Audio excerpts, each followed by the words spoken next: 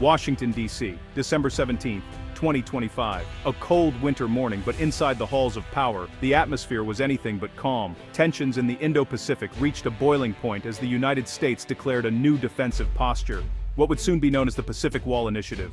News outlets around the world flashed urgent headlines, capturing the gravity of the moment as military vessels maneuvered across the vast Pacific waters. Defense Secretary Pete Hegseth, standing before a packed press room, described the Pacific Wall as a defensive red line stretching from Okinawa to Manila.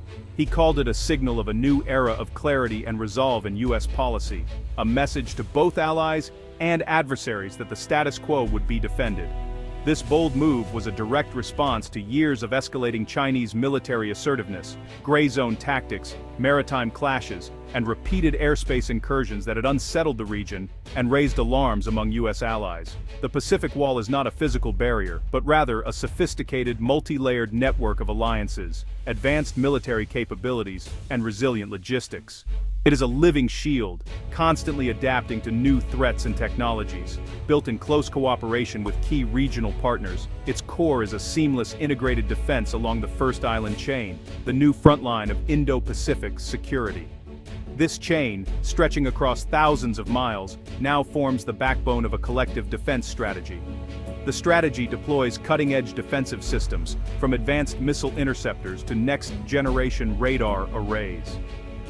It enhances allied interoperability through joint exercises and shared intelligence, ensuring that any aggressor would face a swift, unified response from a coalition of nations. The goal is clear: to deter conflict before it begins by making the costs of aggression unacceptably high for China. Military planners emphasize that readiness and rapid response are now the watchwords of the region. This is deterrence by denial, denying adversaries the ability to achieve military goals, making conflict unattractive and ultimately unsustainable. Every patrol, every exercise, every upgrade sends a message of unwavering resolve. The wall is a shield designed to protect sovereignty, ensure freedom of navigation, and preserve regional stability. Merchant ships and vital trade routes are now under the vigilant watch of allied navies, reinforcing the lifelines of the global economy. This marks a pivotal moment in U.S. foreign policy, a firm commitment to allies and the rules-based order that has underpinned peace in the Pacific for decades. The signing ceremonies and flag displays are more than symbolism. They are a public pledge of unity. The Pentagon's message is unequivocal: the U.S. will stand with its partners to defend the status quo against any attempt to change it by force. The world is watching, and the stakes could not be higher. The Pacific Wall is a testament to the enduring power of alliances and a clear signal that Indo-Pacific peace and security are non-negotiable. It is a coalition built on trust, shared interests, and a vision for a stable future. It is a line drawn with resolve to protect a future of peace and prosperity for all nations in the region.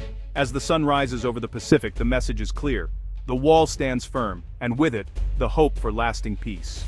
The Pacific Wall was forged in response to China's increasingly aggressive behavior. Beijing's militarization of artificial islands in the South China Sea, constant pressure in the East China Sea, and intimidation of Taiwan have destabilized the region. These actions, gray zone warfare, airspace incursions, and simulated invasions, threaten the sovereignty of neighbors and the global economy.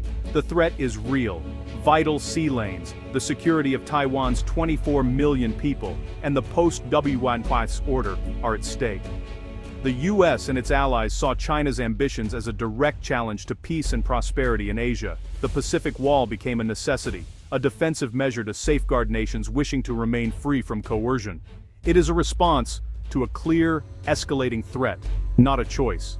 The Pacific Wall is anchored on the first island chain, a sweeping arc of islands stretching from the icy Kurils in the north, past Japan and Taiwan, all the way down to the tropical shores of Borneo. This chain forms the backbone of Asia's maritime frontier, a line that has shaped the region's history and continues to define its future.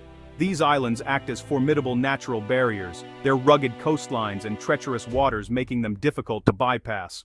By controlling access from the Asian mainland to the vast Pacific, the first island chain shapes not only military strategy but also the broader security environment of the region.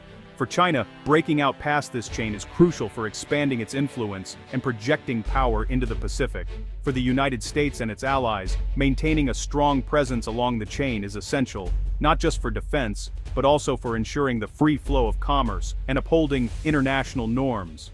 The islands are perfectly suited for advanced sensors, missile batteries, and layered air defense systems. These installations create a multi-tiered shield, capable of detecting and deterring threats long before they reach the mainland or vital sea lanes. Strategic choke points like the Miyako Strait and Bashi Channel serve as narrow gateways where navies can be monitored, challenged, or even contained. Control over these passages is vital for both military and commercial movement. The region's waterways are the arteries of global trade, carrying energy, goods, and resources between continents. Any disruption here would ripple across the world, causing economic shockwaves and threatening livelihoods far beyond Asia.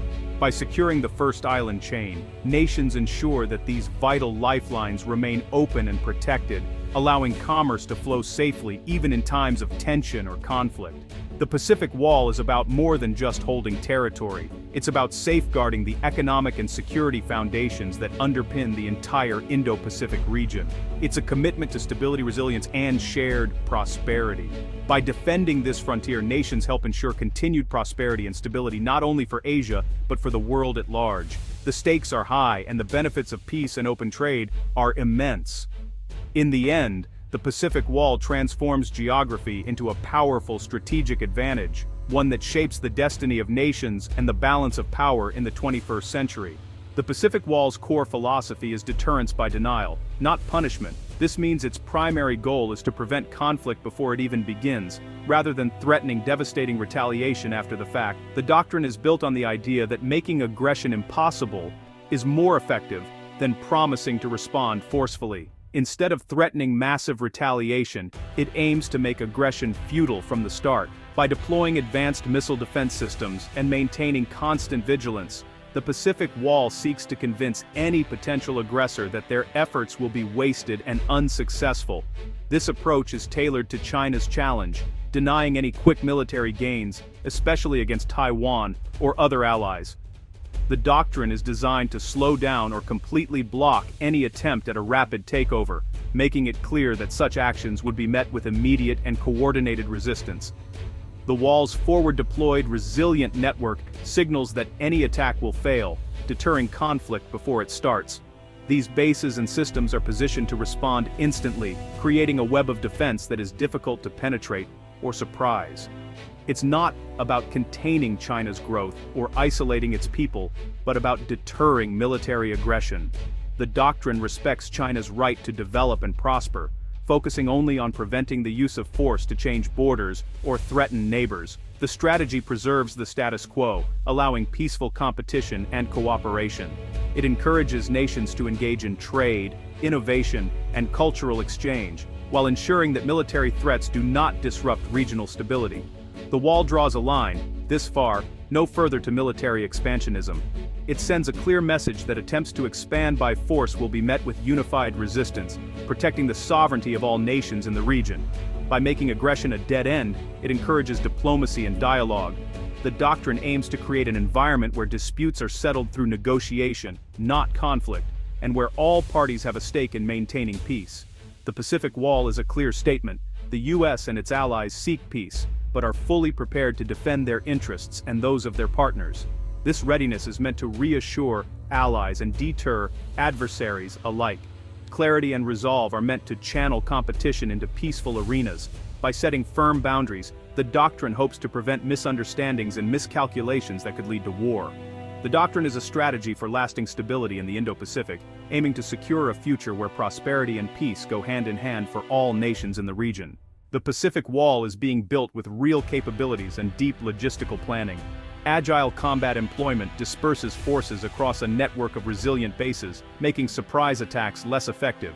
Upgraded airfields, new facilities, and pre-positioned supplies ensure readiness throughout the region. Advanced long-range missiles and integrated air defenses create a no-go zone for hostile forces. Intelligence and surveillance networks, shared among allies, provide a real-time picture and enable rapid, joint responses. Joint patrols and interoperability are now routine, demonstrating unity in action.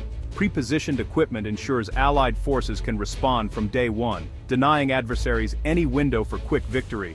The Pacific Wall strategy accelerated after a series of alarming incidents in 2024 and 2025. Chinese Coast Guard attacks on Philippine vessels, massive PLA drills around Taiwan, and provocative Sino-Russian naval maneuvers near Japan all raise the stakes. These actions were calculated to test Allied resolve and normalize a threatening presence.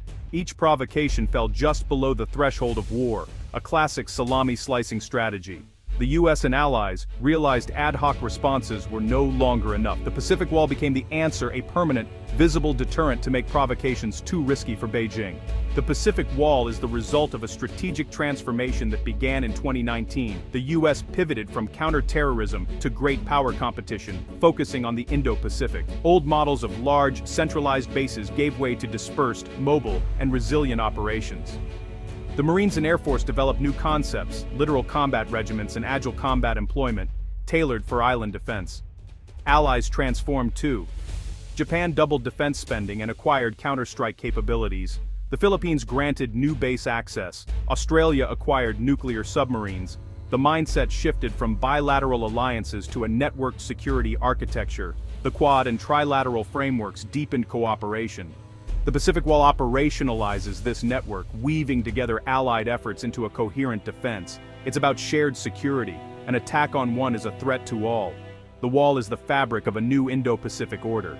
The Pacific Wall's true strength is the coalition behind it: US, Japan, the Philippines, and Australia. Taiwan, though not a formal ally, is a vital link through close cooperation. Unity sends a powerful message. An attack on one is an attack on all. Political solidarity and joint statements prevent divide-and-conquer tactics.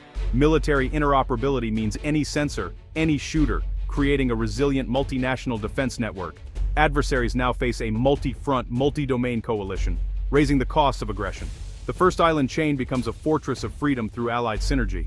The Pacific Wall's purpose is to preserve peace and stability in the Indo-Pacific. It's not a tool of aggression, but a shield against coercion and conflict. The doctrine is peace through strength, making war an unattractive option for Beijing. The Wall responds to years of military buildup and coercion, not to contain China's economy or dictate its affairs. It reinforces the norm that disputes should be settled peacefully, not by force.